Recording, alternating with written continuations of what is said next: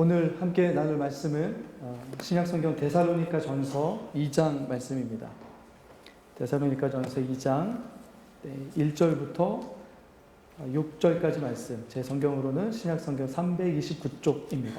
형제들아, 우리가 너희 가운데 들어간 것이 헛되지 않은 줄을 너희가 친히 아나니,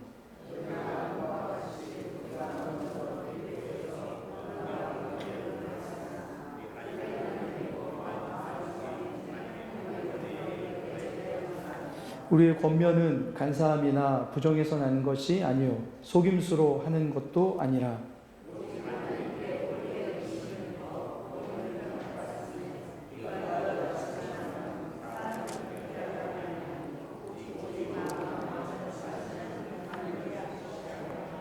너희도 알거니와 우리가 아무 때에도 아첨하는 말이나 탐심의 탈을 쓰지 아니한 것을 하나님이 증언하시느니라.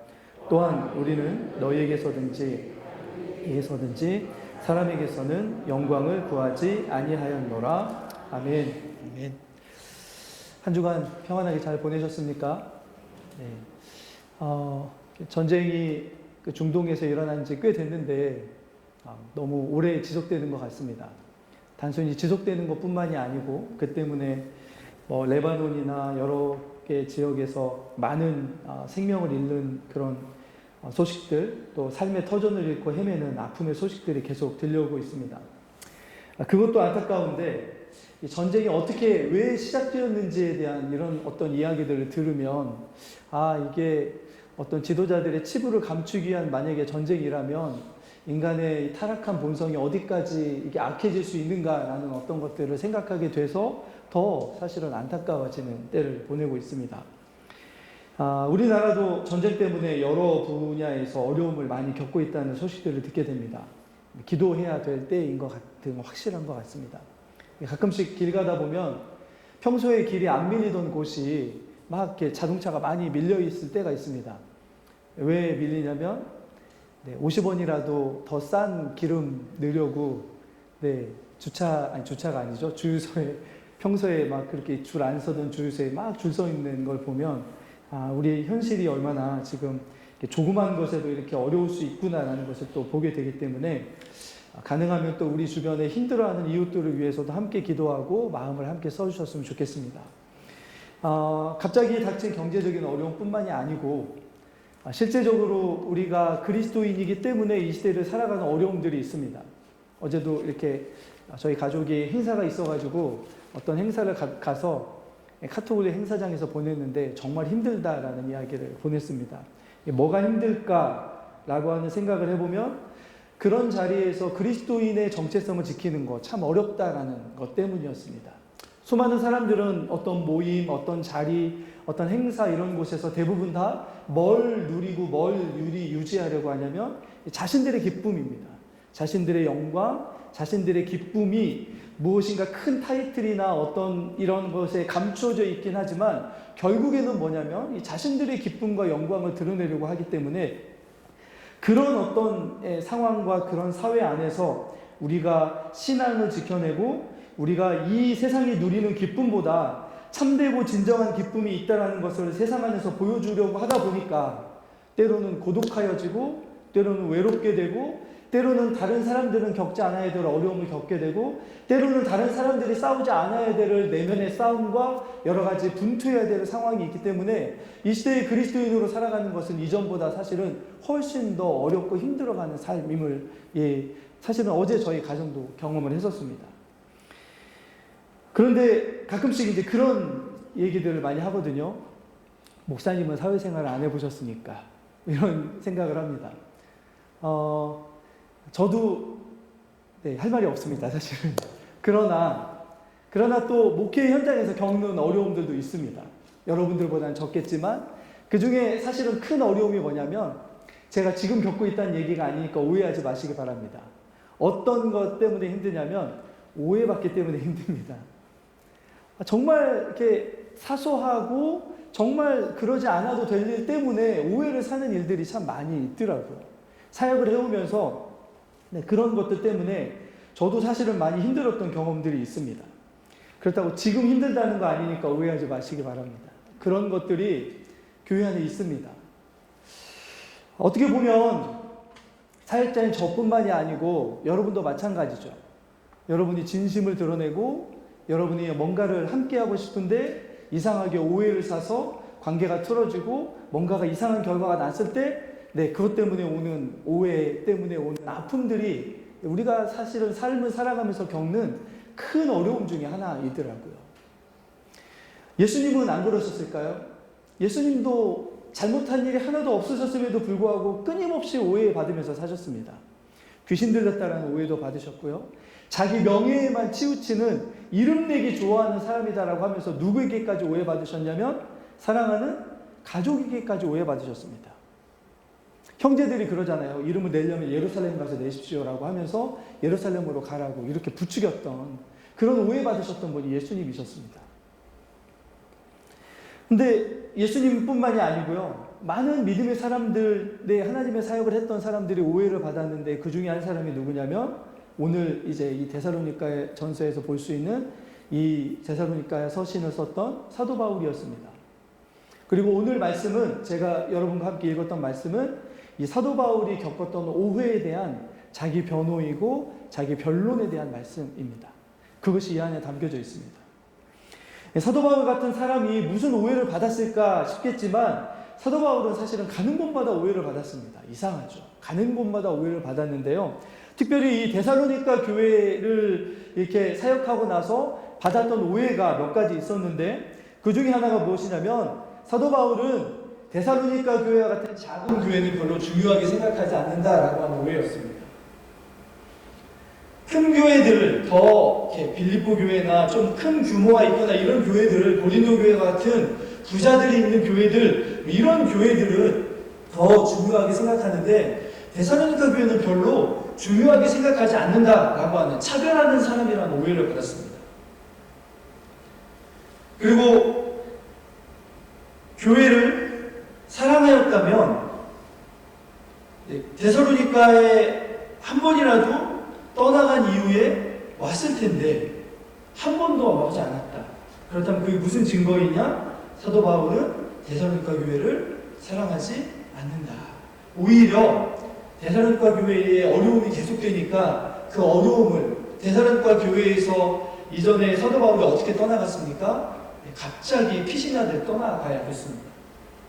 그런 모습이 마지막 모습이었는데 다시 한 번도 오지 않고 그냥 멀리서만 있다라고 하는 그런 오해를 받았습니다. 그래서 어떤 오해였냐면 사도 바울은 어려움 당하는 곳에는 잘 오려고 하지 않는 데살로니가 교회가 어려움 당하고 있는 걸 돌보지 않는 자신의 영광과 자신의 안위와 자신의 어떤 것만 추구하는 그런 사람이다라고 하는 오해를 받게 된 거죠. 한 번도 와보지 않은 것 때문에 사실은 그랬습니다. 그런데 바울이 얼마나 이런 이야기를 들었을 때, 이런 이야기가 들려왔을 때 얼마나 마음이 아팠겠습니까? 그런데 그것 때문에도 마음이 아팠지만 사실은 사도 바울이 더 마음이 아팠던 건 뭐냐면 그렇게 바울이 오해를 받자 뭐까지도 오해를 받게 되냐면 사도 바울이 전한 복음의 말씀까지도 오해를 받았습니다. 만약에 바울이 그런 사람이라면 바울이 전한 복음도 사실은 진짜가 아닐 것이다. 그 복음도 사실은 능력이 없다라고 하는 그런 복음 자체도 오해받는 일까지도 당하게 된 거죠. 교회 안에서 바울을 사실 공격하고 싶었던 이들이 있었는데 그들이 노리는 것이 바로 이것이었습니다. 복음 자체를 완전히 이 교회 안에서 이렇게 뭐라고 할까요? 오해받게 만들어서 그 복음에 대한 열심을 식어지게 만들고 자신들이 전하는 어떤 가르침을 교회가 받을 수 있도록 그렇게 만들고 싶었는데 그 방법이 무엇이었냐면 어떤 방법이었습니까? 복음을 전하는 자를 공격하는 거죠. 가끔씩 우리 사회에서도 그렇습니다. 어떤 사람들이 하는 이야기의 신빙성과 어떤 그런 능력을 이렇게 약화시키기 위한 방법이 무엇입니까? 그 말을 하는 사람의 도덕성이나 이런 것들을 공격해서 그것들을 무너뜨리면 그 사람이 한 말이 저절로 무너지게 되는 그런 일들이 우리 사회에도 있는데요. 교회 안에서도 그랬습니다. 교회 안에 전해지는 이 복음을 약화시키기 위한 그리고 자신들이 전하고자 하는 어떤 가르침을 교회 안에 퍼뜨리고 싶었던 이 사람들이 택했던 방법이 뭐냐면 메신저, 전하는 사람을 무너뜨리는 거죠. 그래서 끊임없이 교회 안에서 들어왔던 이 가르치는 자들이 늘 했던 방법이 뭐냐면 바울은 이런 자다, 바울은 이런 자다라고 하는 그런 거짓 소문과 오해를 만들어서 교회가 바울이 전하는 복음까지도 약하게 만든 그런 방법이었습니다. 그런데 여러분, 바울의 시대에도 이렇게 복음을 전하는 이들을 공격해서 복음을 약화시키는 이들이 있었다면, 실제로 지금 우리 시대에는 물론 비슷한, 꼭 유사한 것은 아니지만 사실은 어떻게 보면은 비슷하다고 할 수 있는 일들이 일어나고 있습니다. 어떤 일들이냐면 복음을 전해야 되는 교회를 약화시키는 거죠. 그리고 실제로 복음을 전하는 교회가 약화된 것이 사실입니다.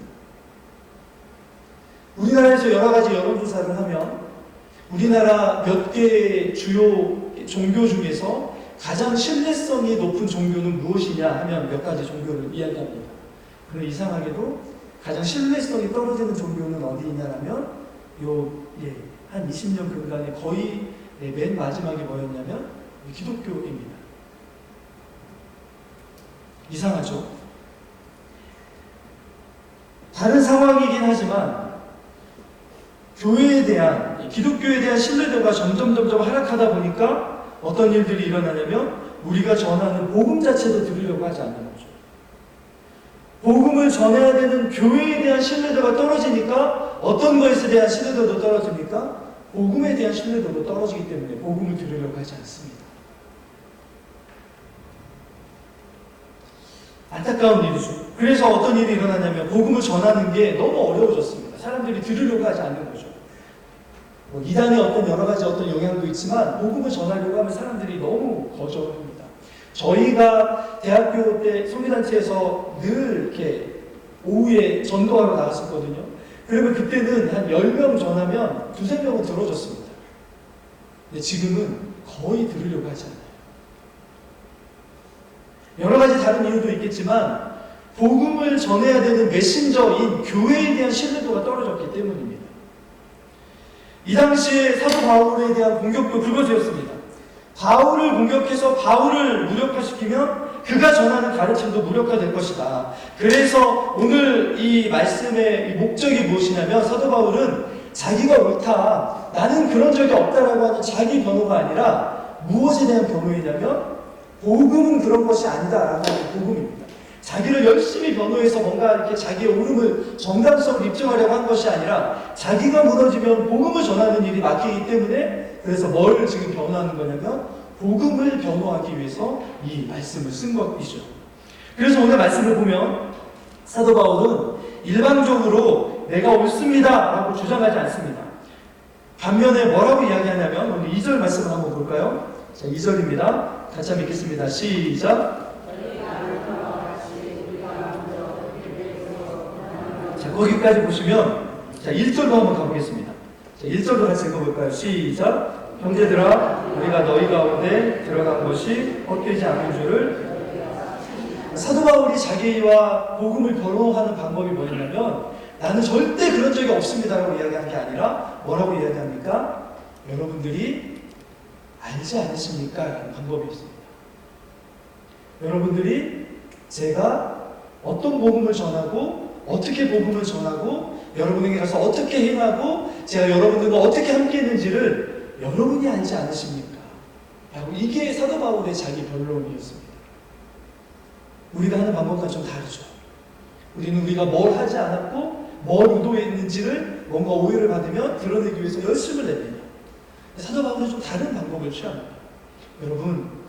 여러분들이 아시지 않습니까? 참, 우리와 좀 많이 다른 모습인 것처럼 보입니다. 사도 바울은 왜 그러냐면 자기를 변호하려고 하려는 것이 아니었기 때문이었습니다. 복음이 오해받으면 안 되기 때문에, 복음이 약해지지 않기 때문에, 교회로 세우신 목적이 복음 때문인데 그게 약해지기 때문에 사도 바울은 그것을 염려해서 자기가 어떤 그 사람들이 생각하는지에 대한 관심보다는 여러분들이 여러분에게 들어간 복음과 복음이 어떻게 전해지는지를 잘 알고 있지 않습니까? 라고 하면서 그들에게 지금 자신의 것들을 드러내주고 있는 거죠. 오늘 그래서 사도 바울이 이 자기의 고백과 복음에 대해서 변호하는 것 안에 오늘 말씀에 보면 교회 안에 있어야 될 것과 교회 안에 있어서는 안 되는 것들이 여기에 잘 드러나 있습니다. 저는 그래서 오늘 이 말씀을 여러분과 함께 이렇게 나누기를 원하면서 봤던 게 뭐냐면 이 말씀을 다른 말씀도 물론 우리에게 정말 중요한 말씀이지만 이 말씀이 우리 교회 안에 정말 바르게 성취되고 이루어졌으면 좋겠다라는 생각이 너무나 간절하게 들었습니다. 교회 안에 있어야 될 것들이 무엇인지를 사도 바울은 우리에게 이야기해주고 교회 안에 없어야 될 것들도 오늘 우리에게 이야기해줍니다. 이것을 다른 말로 하면 성도 안에 있어야 될 것과 성도 안에 있어서는 안 되는 것들이 무엇인지를 말씀해 주는 거죠. 왜 그렇습니까? 이 세상 안에 교회를 세워주신 목적이 복음 때문인데 이 성도들을 통해서 복음이 가려지면 안 되기 때문이죠. 복음이 가려지지 않기 위해서 어떻게 해야 될 것인지가 오늘 말씀해 주시는데요. 자, 동전의 양면처럼 오늘 긍정적인 면과 부정적인 면들이 한꺼번에 이야기되어집니다. 한번 세 가지 정도로 제가 요약을 해서 말씀을 나누는데요. 한번 볼까요? 첫 번째 한번 보겠습니다. 자, 첫 번째, 교회 안에 있어야 될 것은 파란색이고 없어야 될 건 노란색입니다. 자, 교회 안에 있어야 될 게 뭐라고요? 같이 한번 읽어볼까요? 투명함입니다. 투명함. 없어야 될 것은 무엇입니까? 위선. 투명하지 않은 것이 위선이고 위선이 없는 것이 투명함입니다. 투명한 것을 가리는 것이 위선이고 자신에 있는 것들을 드러내지 않으려고 감추는 것이 위선입니다. 그래서 교회 안에 있어야 될 모습이 무엇이냐면 투명함입니다. 왜 그러냐면 오늘 말씀을 한 번만 다시 보겠습니다. 자, 2절 말씀을 한 번만 더 같이 읽어볼까요? 같이 읽습니다. 시작. 너희가 아는 바와 같이 우리가 먼저 빌립보에서 고난과 능욕을 당하였으나 우리 하나님을 힘입어 많은 싸움 중에 하나님의 복음을 너희에게 전하였노라. 여기 보면 하나님을 힘입다라고 하는 말이 있잖아요. 그런데 이 말씀이 원어에는 뭐라고 되어 있냐면 거리낌 없다라는 말로 되어 있습니다. 어떤 말이라고요? 거리낌 없다. 감춤 없이 숨김 없이 전하였다는 말로 되어 있습니다. 하나님 안에서 사도 바울이 뭐라고 이야기하냐면 여러분, 저는 여러분 안에 가서 복음을 전할 때 감춤 없이 숨김 없이 거리낌 없이 제 안에 있는 모든 것을 다 드러내줬습니다 라고 이야기해 주는 거죠. 투명함입니다. 투명함. 사도 바울이 이 오늘 말씀 안에서 데살로니가 교회가 너무나 어린 교회였잖아요. 3주 정도 사역하고 1년도 채 안 된 교회였지만 다른 어떤 교회들의 본이 되는 교회로 자라날 수 있습니다. 그런데 그 어떤 것들을 가지고 이야기하면서 여러분들이 여러분 될 수 있었던 것은 여러분에게 제가 감춤 없이 거리낌 없이 아무것도 숨김 없이 여러분에게 저를 다 드러냈기 때문입니다 라고 이야기하는 게 사도 바울의 말이었습니다. 그러면 반대는 무엇입니까? 오늘 말씀해 보면 3절을 한번 같이 읽어보겠습니다. 3절에 몇 가지 이것과 반대되는 것들이 있는데요. 자, 3절 있습니다. 같이 읽습니다. 시작. 우리의 겉면은 간사함이나 부정에서 나는 것이 아니요 속임수로 하는 것도 아니요. 간사함, 부정함, 속임수, 이것은 교회에 없어야 될 것들이라는 거죠. 또 있습니다. 5절을 한번 볼까요? 자, 5절입니다. 같이 읽습니다. 시작. 너희도 알거니와 우리가 아무 때에도 아첨하는 말이나 탐심의 탈을 쓰지 아니한 것을 하나님이 증언하시느니라. 오늘 말씀에 보면 이런 것들을 요약해서 보면 첫 번째 것을 뭐라고 이야기하냐면 뭐라고요? 교회는 어떤 공동체여야 된다고요? 투명한 공동체. 저는 좀 어떤 사람인 것 같습니다. 제가 한 가지 바라는 게 있다면 제가 요즘에 어떤 생각을 하냐면 목양실에도 CCTV를 달아달라고 언젠가 얘기하겠다는 생각을 하고 있습니다. 왜 그러냐면 저희 선배들이 늘 그런 얘기 하거든요. 너를 믿지 마라. 저를 믿지 않기 때문입니다. 제가 목양실에 익숙해지는 순간 제가 늘 교회에 들어올 때 첫 번째 하는 기도가 뭐냐면 하나님, 제가 여기 익숙해지지 않게 해주십시오. 늘 처음 오는 거죠. 늘 처음 온 사람처럼 익숙하지 않은 거죠. 그래야만 설렐 수도 있고 그래야만 새로운 마음으로도 할 수 있고 그래야만 뭔가를 새롭게 바라볼 수 있기 때문입니다. 익숙해지는 순간 거기가 늘 문제가 되더라고요. 그리고 또 하나는 아까 제가 얘기한 것처럼 저를 믿지 못합니다. 저를 절대 믿지 못합니다. 제가 거기서 무슨 일을 할지 여러분 모르시잖아요. 제가 바라기는 물론 안 달아주실 가능성이 많으시겠지만 제가 바라는 건 뭐냐면 투명하게 살아야겠다는 것입니다. 제가 앞에서 모습과 뒤의 모습이 다르지 않았으면 좋겠다. 그렇게 했으면 좋겠다는 생각이죠. 존 스토트라고 하는 돌아가신 목회자들의 목회자의 칭호를 얻었던 분이 이런 이야기를 하시더라고요. 오늘날의 그리스도인 지도자들 중에 위선을 미워하고 솔직함을 사랑하며 감추거나 부끄러워할 것이 아무것도 없고 그들의 인간됨과 그들이 어떤 사람이라는 것이 잘 알려져 있고 하나님과 대중이 그들의 증인이라고 두려움 없이 외칠 수 있는 사람들은 복이 있다. 제가 그런 사람이 되면 여러분에게 복이 되겠죠. 그죠? 여러분이 그런 성도가 된다면 세상의 사람들이 여러분들을 통해서 복을 얻을 것입니다. 세움교회를 통해서 그런 사람들이 복을 얻는 거죠. 어떤 복입니까? 복음을 복음답게 볼 수 있는 복을 얻는 거죠. 누구를 통해서요? 우리들을 통해서요. 감추임 없고 숨김없이 우리에 있는 것들을 그대로 드러내는 사도 바울은 자신을 숨기지 않았습니다. 여러분 안타까운 것은 예전에 저희 젊은이들에게 굉장히 도전을 줬던 책이 한 권 있습니다. 아무도 보는 이 없을 때 당신은 누구입니까? 라는 책의 제목의 책이었습니다. 굉장히 많은 사람들이 읽었고 청년들이 그 책을 보고 우리가 왜 여러분 코람데오라는 말 아십니까?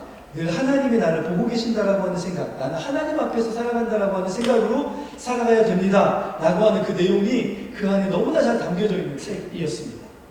그 책을 쓴 분도 넘어졌습니다. 그래서 제가 저를 믿지 못하겠다는 거죠. 여러분 투명함이 감춰지면 교회에는 뭐가 들어오냐면 위선과 가식이 들어옵니다.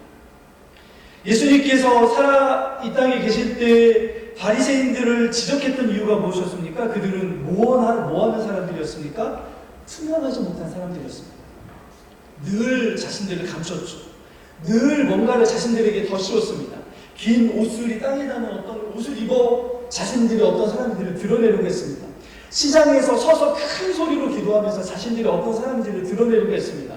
다른 사람들은 배고파서도 금식을 못하는데 배부른 그들은 금식한다고 자랑하면서 하나님 앞에서 자신들이 어떤 사람들을 드러내려고 했습니다. 그런데 주님이 그들을 향해 뭐라고 얘기하십니까? 너희들은 투명하지 못해. 너희들 있는 모습 그대로를 보여줘야지. 왜 자꾸 뭔가를 쓰려고 하느냐, 뭔가를 씌워서 보여주려고 하느냐라고 하는 거죠. 아까 말씀드린 것처럼 위선과 가식이 들어오면 사람들은 자신을 감추기 위해서 복음과 투명한 어떤 자기 고백이 아니라 핑계대고 변명하고 자기를 더 씌우려고 합니다. 색칠하는 거죠. 자기가 원하는 색깔대로. 그러나 여러분, 우리의 인생이라는 색깔은 하나님이 원하시는 색깔로 칠해져야 되는 인생입니다. 아멘이십니까? 그러기 위해서는 우리를 하나님 앞에 있는 그대로 다 드러내는 일들이 먼저 필요합니다. 감추지 않아도 됩니다.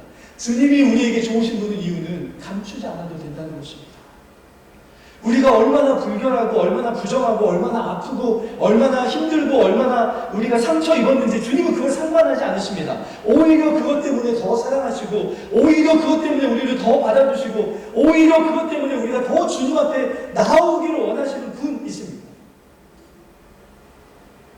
그런데 그렇게 주님 앞에 용서함 받은 우리가 우리 자신들을 투명하게 드러내지 못한다면 우리가 복음을 복음답게 온전히 경험하지 못하고 있는 증거가 될 것입니다. 그리고 교회는 투명해야 됩니다.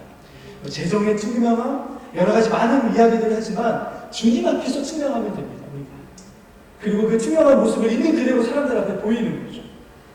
물론 그 투명함, 이 투명함을 다 받아주지 못하는 어떤 상황도 있을 겁니다. 그러나 그럼에도 불구하고 우리는 늘 우리 자신들을 투명하게 주님 앞에 세우는 위선과 가식이 우리의 인생에 들어오지 못하도록 막아서는 일들이 우리에게 있어야 될 것입니다. 비슷한 이야기인데요. 두 번째 이야기입니다. 두 번째를 한번 보여주실래요? 자, 두 번째 우리에게 있어야 될 것이 무엇입니까? 파란색입니다. 같이 읽어볼까요? 시작. 진심이 있어야 됩니다. 진심. 자, 그런데 없어야 될 것은 무엇입니까? 사심. 사심이 없어야 됩니다. 사도 바울은 오늘 자신의 이 있는 그대로를 보여주는데 아까 이야기하는 것처럼 자 3절을 다시 한번 볼까요? 3절을 다시 한번 보시면 사도 바울이 뭐라고 이야기합니까? 우리의 권면은 간사함에서 난 것도 아니고 부종에서 난 것도 아니고 속임수로에서 나온 것도 아니고 뭐에서 난 것이라고요? 진심이야. 자신 안에 있는 진심을 드러내는 것이다. 그런데 여러분 이게 참 교회 안에서 어려운 일입니다. 제가 교회 안에서 이렇게 어떤 이야기를 들을 때 가장 많이 마음이 아팠던 이야기가 진심을 100% 드러내면 안 됩니다 라는 이야기였습니다. 저희가 처음에 그 목회에 대해서 배울 때 저희 목회를 가르치던 선배 목사님들이 뭐라고 얘기했냐면 불가근, 불가원이라는 말을 가르쳐 줬습니다. 혹시 들어보셨습니까? 불가근, 너무나 가까이도 가지 말고 불가원, 너무나 멀리도 떨어지지 말라고요. 적당한 거리를 유지해야 목회에 유익합니다 라고 이야기했었습니다. 그래서 뭐 어떤 이야기까지 하신지 아십니까? 성도들하고는 목욕탕도 가지 마라, 화장실도 가지 마라, 이런 얘기까지 있었습니다. 맞고 틀리다를 이야기하려고 하는 게 아니고요. 그런데 여러분 문제가 뭐냐면 경험적으로 100%를 우리가 드러냈을 때 어땠는지를 한번 솔직하게 생각해 보십시오. 내가 100%를 안 드러냈을 수도 있지만 100%를 드러낸다고 해서 교회 안에 그게 전부 다 유익하고 다 받아주어지지 않는 경험들을 참 많이 제가 해왔습니다. 그래서 더 마음이 아픈 거죠. 왜 100%를 드러내면 안 되는 것이? 왜 진심을 다 드러내면 안 되는 것이? 우리가 예수 그리스도의 피값으로 구원받아 하나님 앞에 구원받아 하늘을 바라보며 살아가는 하늘 시민으로 살아가는 우리라고 이야기하는데 예수의 생명을 나눈 공동체이고 예수께서 함께 하시는 공동체라고 이야기하고 예수님은 우리에게 모든 것을 하나도 남김없이 다 보여주시는 사랑을 보여주셨는데 이상하게도 가끔씩 교회 안에서 아픔과 떠나가는 이들을 보면 무엇 때문에 상처받고 무엇 때문에 아파하냐면 진심을 드러냈는데 진심으로 돌아오지 않았기 때문에 상처받아 떠난 이들이 많다는 거죠. 물론 상대방의 영적인 수준이나 여러 가지 것들이 결과를 좌우할 때도 있습니다. 그런데 한번 우리 따라해 보겠습니다. 사랑은 진심입니다. 여러분 연애하실 때 뒤에다가 자신의 마음을 막 감추고 연애하십니까? 그러면 상대방이 나중에 자신의 진심을 알게 되면 얼마나 실망하겠습니까? 여러분 사랑이 사랑답게 서로가 연결되기 위해서는 진심으로 대해야 됩니다. 그죠? 감춤이 없어야 되죠. 교회는 사랑의 공동체입니다. 진심이 드러나야 되는 공동체입니다. 사도 바울이 데살로니가 교회를 향하여 뭐라고 얘기하냐면 여러분, 전 여러분에게 진심이었습니다. 여러분이 저를 오해하고 여러분이 저에게 이렇게 해도 저는 여러분에게 진심이었습니다. 왜냐하면 아까 얘기한 것처럼 제가 받은 복음 안에서 하나님은 나에게 늘 진심이셨기 때문입니다. 제가 받은 복음 안에서 주님은 늘 저에게 진심이셨습니다. 그분이 저에게 감추신 것이 없었고 그분이 저에게 감출 것도 없으시고 주님은 늘 다 보여주신 분이십니다. 심지어는 주님은 어떻게까지 보여주십니까? 자신을 배신한 가룟 유다에게도 있는 그대로의 모습을 다 보여주셨습니다.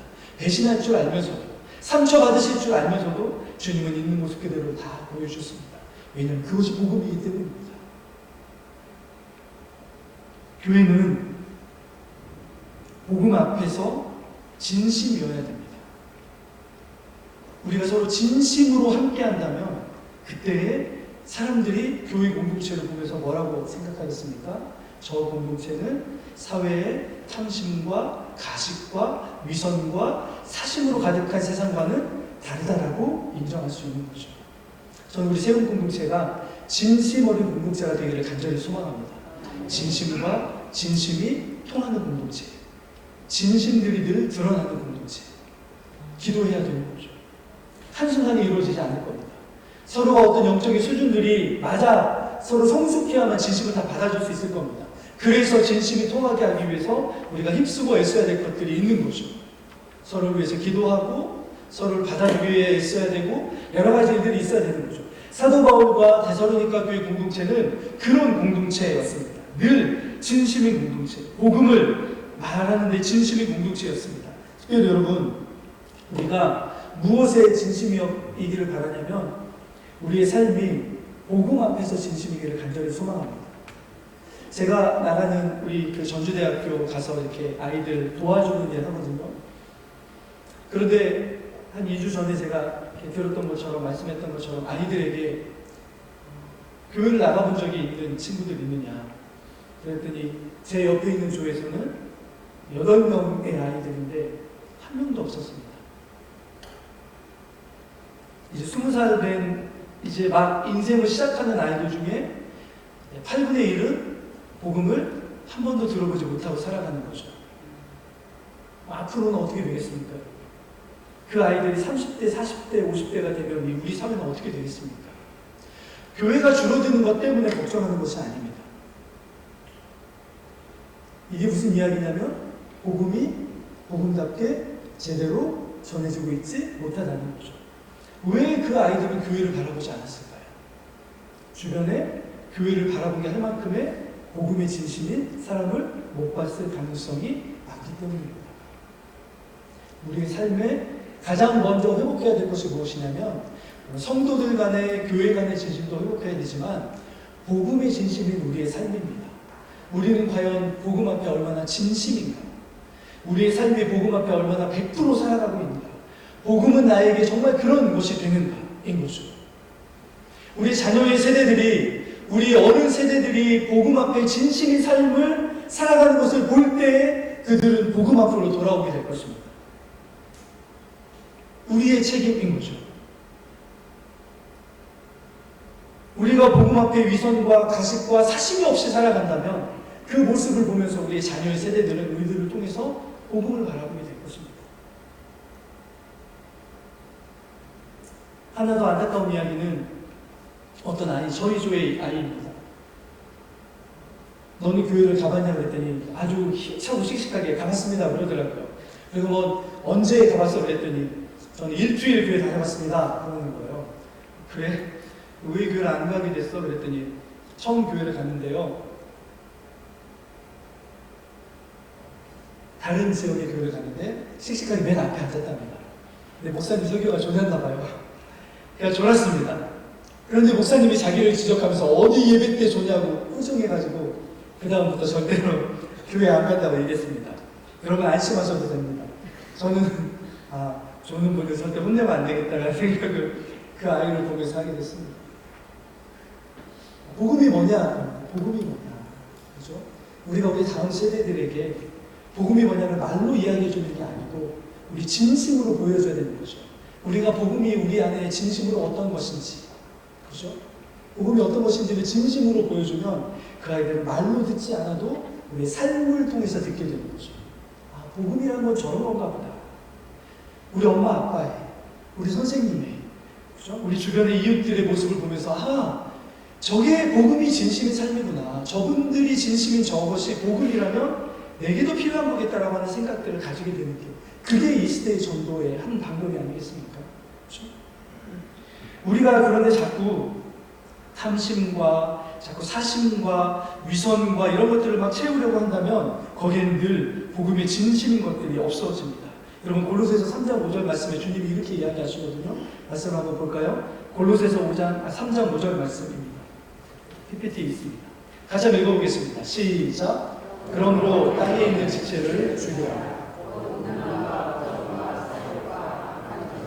탐심은 우상 숭배입니다. 그렇죠?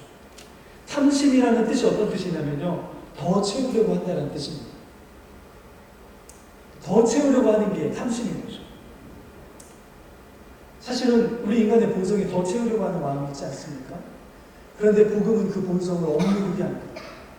더 채우려고 살아가는 삶이 아니라 이제 어떤 삶으로 살아가게 합니까? 더 나누는 삶으로 살아가게 만드는 게 복음입니다. 우리에게 더 채워주기를 원하시는 이유가 무엇이냐면 더 나눌 수 있도록 우리를 그렇게 채워달라고 기도하는 그 기도의 제목으로 바뀌어지는 것이 복음의 힘입니다.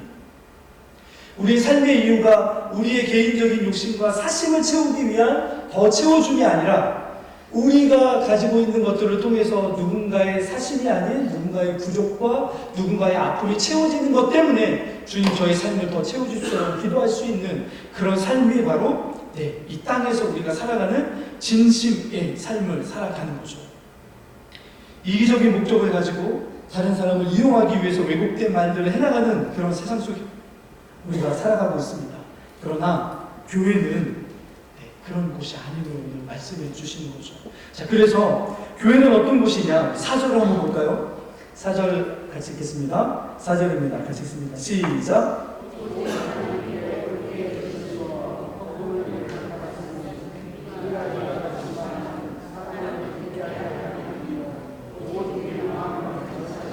하나님을 기쁘시게 하려 합니다. 교회의 두 가지, 교회가 반드시 있어야 될 것이 무엇이냐면, 첫 번째, 사람들의 옳다함을 인정함을 받는 것 이전에 교회는 누가 인정해야 되는 공동체입니까? 하나님이 인정하시는 공동체가 되어야 됩니다. 세움교회가, 그죠? 우리 성도들 여러분 모두가 하나님이 인정하시는 성도들, 하나님이 인정하시는 교회 될 수 있기를 예수 그리스도로 간절히 축원합니다. 하나님이 인정하시는. 그런데 하나님은 어떤 교회를 인정하십니까? 그 뒤에 뭐라고 이야기하죠? 누구를 기뻐하게 해야 된다고요? 하나님을 기쁘시게 하는 삶을 사는 공동체.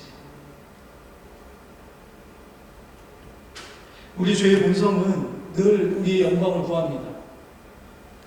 아마 이렇게 하는 분들도 있을지 모르겠습니다. 저는 제 자식의 영광을 위해서 살아가는 이들입니다. 저는 누구의 영광을 위해서 살아가는 이들입니다. 그런데 그것도 마찬가지입니다. 내가 확대되면 내 자식이 되는 것이고, 내가 확대되면 내가 좋아하는 사람들이 되는 것입니다. 그래서 그들의 영광을 구한다고 하는 것은 사실은 근본적으로 누구의 영광을 구하는 것입니까? 실제로는 내 영광을 구하는 것입니다. 인간의 본성이 그렇습니다. 그런데 그 본성을 향해서 복음은 뭐라고 이야기하냐면, 그 삶이 참된 기쁨이 아니라 하나님이 기뻐하시고 하나님의 영광을 추구하며 살아가는 그 삶이 이 세상에서 우리가 얻을 수 있는 모든 기쁨을 다 합한 것보다 뭐라고요? 더 크다. 이게 복음이 우리에게 이야기해 주는 것입니다. 그 삶을 살아가는 거죠. 우리의 삶의 참된 기쁨이 무엇인지를 살아가는 거죠. 여러분, 고린도후서 4장 7절 말씀에 보면 이 한 구절만 더 읽고 말씀을 마치겠습니다. 고린도후서 4장 7절에 보면 사도 바울이 왜 이렇게 고난과 아픔과 그리고 이 어려움 속에 살아갈 수 있었냐면, 고린도후서 4장 7절에 같이 읽겠습니다. 시작. 우리가 이 보배를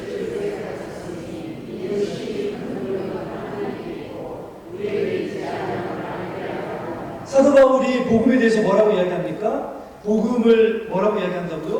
보배. 가장 귀한 것이 바로 뭐라고요? 복음이라고요. 그런데 그걸 어디에 닮았다고요? 질그릇 같은 내 인생에 담아주셨다고요. 질그릇은 어떤 그릇입니까?